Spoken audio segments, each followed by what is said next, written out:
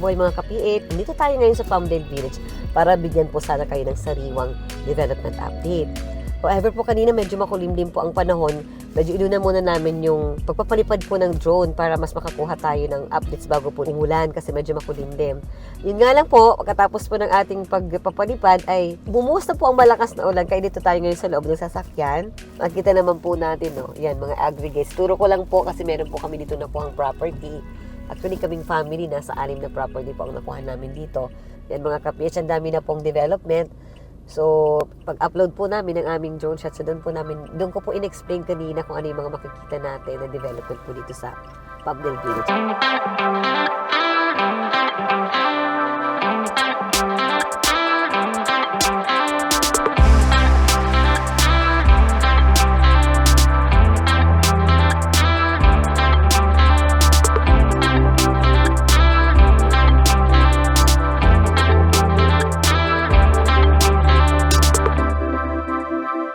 Ayan guys, unahin na natin itong pagpapalipad po ng ating drone kasi medyo dumidilim na po ang langit. So sa ngayon po, wala naman tayong maibibigay na bagong update sa ating mga amenities. So it's the same amenities that were constructed po ang makikita po natin. So sa mga susunod po siguro nating episode ay makikita na po natin yung mga additional amenities. So for now, we are going to discuss to you po ay ang kabuoang construction status ng buong Palmdale Village Phase 1.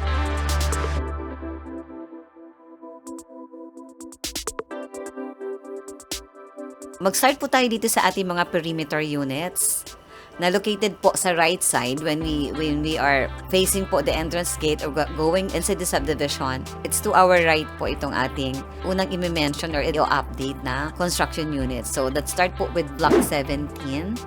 So, yun po yung nasa bandang gitna po ito na perimeter fence. Nakakatuwa mga ka-PH kasi medyo marami-rami na rin po itong constructed units along perimeter fence in block 17.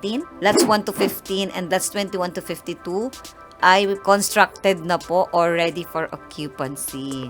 Kaya po tinatawag siyang ready for occupancy dahil ito po ay nakatayo na. But it does not follow po na pwede na po natin lipatan right away kasi may mga proseso pa po ito. How about naman po ang ating block 30? So, dito po sa block 30, meron na rin pong 15 units, lots 1 to 15 na already constructed na po. Whereas, lots 16 to 30 naman po ay ongoing naman.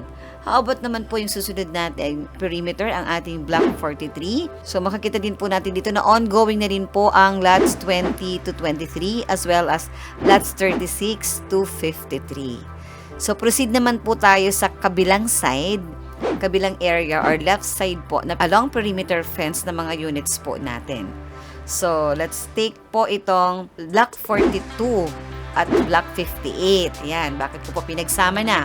Kasi magkasunod naman po itong perimeter cluster po na ito, perimeter fence units po na ito. All units po nitong block 42 and block 58 are already constructed or already RFO. So, napakadami na po nating mga RFO po dito. So, na-mention na po natin ang mga along perimeter fence units. So, let's proceed naman po sa ating mga clusters. So, ito po yung hindi po siya located along perimeter fence. Kaya ito po yung may mga magkatalikuran na mga clusters. So, let's proceed po sa may malapit po sa ating main entrance. Ito po yung ating block 4. This is along main road po ito. Ito yung nasa right side na cluster. So, ito po, all units already RFO. So, marami na po talaga ang nakatayo. Block 4, lahat po ng units po sa Block 4 ay nakatayo na rin po. How about naman po itong across? Ito naman po yung nasa left side na cluster. So, ito po yung Block 5. Ayan, lahat din po ng units sa Block 5 are already constructed. So, congratulations po sa lahat ng nasa Block 4 and 5 kasi lahat po ng ating units doon ay pwede na pong i-process kasi wala na pong ongoing construction sa ating mga katabi. So, how about naman po yung block 6? Sa left side po ito. So, ito naman po, ready for occupancy or constructed units. Lots 20 to 104. Even numbers. So, that's more or less 40 units. And all odd numbers naman ng lots 1 to 103 are already RFO in block 6. Whereas ang ating lots 2 to 18 na even numbers ay ongoing naman. So, after block 6 po, skip po tayo ng block 7. So, ito po yung susunod natin na i-update ay ito pong block 9. Hindi natin masasabing perimeter fence po ito, pero may 2 units po siya na naka-attach po sa perimeter. Ito po yung mga maiiksi po na mga cluster, mga consist of 8 units, 10 units, 12 units. So, dito po sa pinakauna nito ay ang Block 9. So, all units na po doon. So, that's 6 units po yan na ongoing po siya. Yan. Ang susunod naman po natin ay ang Block 18. So, sa Block 18 po, lahat po ng lots 1 to 30, odd and even po yan, ay already po constructed. So, ang lots 31 to 59 po naman ng odd numbers are ongoing. Susunod naman po natin ay ang Block 19. So, ito po, lots 32 to 60 na even numbers. Nakatayo na po ito. Ganon din po ang lots 55 to 59 na odd numbers, RFO. Lots 81 to 96. Diretso po ang bilang nun. So, odd and even. RFO na rin po. Lots 61 to 80. Odd and even. Diretso po yan. Ongoing naman po ang mga units po sa ating Block 19 na yon. So, proceed naman po tayo sa Block 22. Katulad po ng Block 9, ang orientation po nito na merong 2 end unit po. Yung parang yung dulo niya ay naka-attach po sa perimeter fence. So, lahat na po yan nakatayo in Block 22. Pupunta pa po tayo sa may bandang likod naman. Kung yun pong Block 5, Block 18 po is along main road. Ganon din po itong Block 31. Ito po ay along main road din. So, ito po, yung lots 1 to 59 na odd numbers. Lahat po ito ay nakatayo na or constructed na. Ganon din po ang 79 to 87. So, ibig sabihin po, meron lang pong few units na hindi pa po nakatayo, pero marami na po ang nakatayo doon. At ang lahat naman po ng ating even numbers, ibig sabihin yung nakatalikod, lahat po ng units po doon ay nakatayo na. Yan. Ganon din po, additional, yung mga hindi po nabanggit kanina na odd numbers, kaya po pala hindi po siya kasama doon sa RFO dahil itong lots 61 to 77 ay ongoing pa lang. Proceed naman po tayo sa Block 32, yung susunod po na block, ang Block 32. Ito naman po yung mga ready for occupancy or constructed, lots 19 to 29 na odd numbers, lots 22 to 30 na even numbers. Whereas naman po ang lots 1 to 17 na odd numbers, lots 12 to 20 na even numbers, as well as lots 31 to 88 straight counting po tayo, odd and even. So lahat naman po yun ay ongoing na. So in a few months, lahat po na ito na ongoing na ito ay makikita po natin sa next episode natin. Lahat po ito ay magiging constructed na. Kumusta naman po ang susunod na block, ang Block 33? Ito po, nakakatuwa itong Block 33 talaga and Block 34. Magkasunod po siya, lahat po ito ay nakatayo na, ang Block 33 and 34. Tingnan naman po natin itong 35 to 41 na lahat na din nakatayo. Nasaan ba itong 35 to 41 na ito? Ito po kasing area na ito, medyo kakaiba po ang orientation. Kung yung kanina mga binanggit ko po na naka-attach sa perimeter, yung cluster na maiiksi, ito naman po, maiiksing cluster din, pero hindi po siya naka-attach yung dulo niya kasi may perimeter fence po, yung Block 42, ang talaga pong may perimeter units. So, let's start with Block 35. Makakita po natin dyan lahat na RFO. Block 36. Yung Block 36 po, ayan po yung magkakaroon po dyan ng water facility. Kasama po dyan sa Block 36 ang water facility. So, ganun din po ang Block 37, already RFO. 38, 39. Ito po yung maraming constructed itong area po na ito ng mga lately natin binabanggit. 41, hanggang 41 po ito. How about naman po yung Block 44? Ito po yung ating Block 44. Asan nga bang ating Block 44? Ito naman po yung along main road na cluster. Diba kanina nabanggit natin Block 5, Block 18. So ito naman po, Block 44 is along main road din po ito. Sa Block 44 po, all even numbers, that's 2 to 96. Lahat po ito nakatayo na.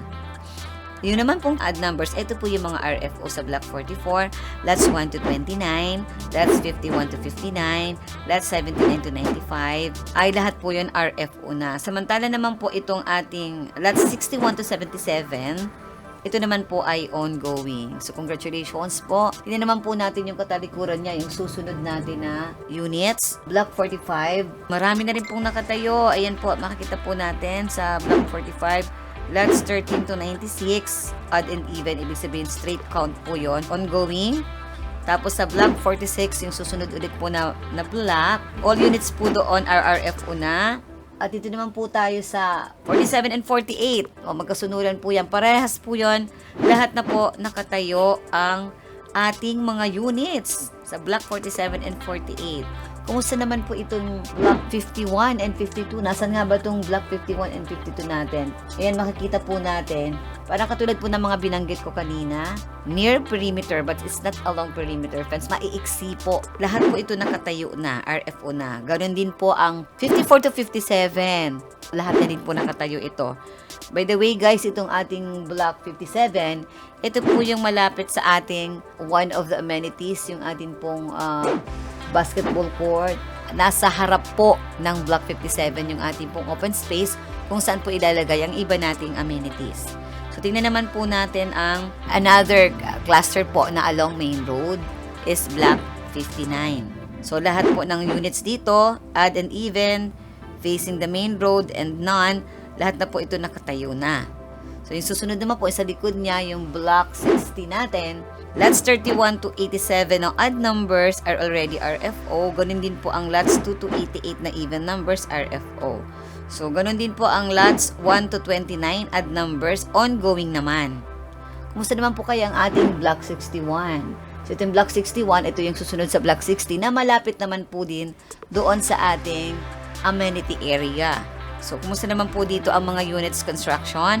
So, ito po makikita natin, all odd numbers, lahat na po nakatayo in Block 61. Lots 2 to 60 na even numbers, lahat na po ito nakatayo na. So, ready na po. Nakaharap po talaga nila yung amenities sa mga kuya, daddy, lolo na mahilig po mag-outdoor game na basketball. Ayan, malapit lang po tayo dito.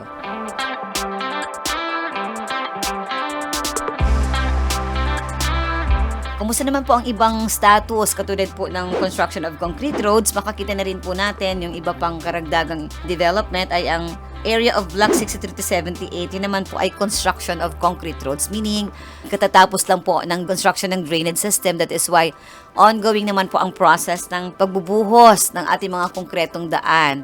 Kasi po hindi pa pwede magtayo ng mga units kung hindi pa po tapos ang construction ng ating mga roads. Yan. For now mga ka-PH, yan po ang ating kabuang update natin ng ating Palmdale Village 1. Alam po ba natin na ito ay sold out na? Kaya congratulations po sa lahat ng shout out sa lahat ng mga naka-avail po ng Palmdale Village 1, especially po sa mga buyers ng Pinoy Home Sapphire Dream Homes Realty Services. Congratulations po, balita ko po ang dami na pong nakalipat sa atin at ang iba naman po on process ang kanilang application sa with Pag-ibig. Ang iba naman po ay nagko-comply ng requirements.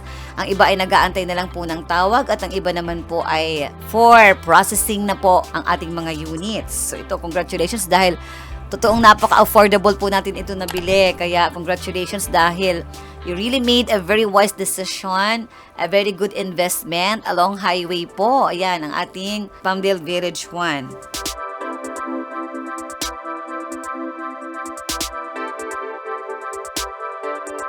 So sa mga hindi po nakakapag-subscribe sa ating YouTube channel na ito, please do subscribe na po.